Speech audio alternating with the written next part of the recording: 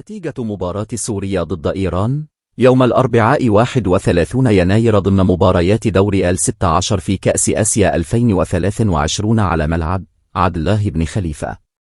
وتغلب منتخب إيران على نظيره سوريا بركلات الترجيح بنتيجة من 5-3 بعد انتهاء الوقت الأصلي والإضافي بنتيجة من 1-1.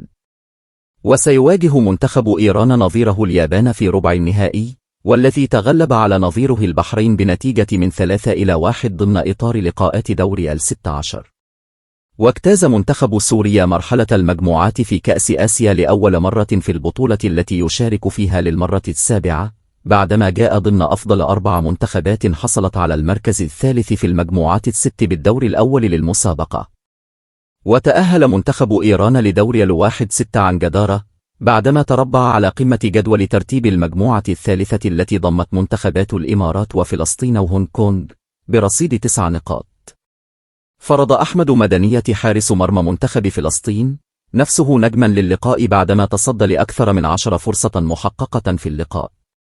وكان منتخب إيران المبادر بالخطورة بالدقيقة 25 بعدما سدد مهدي قائد كرة قوية من خارج منطقة الجزاء.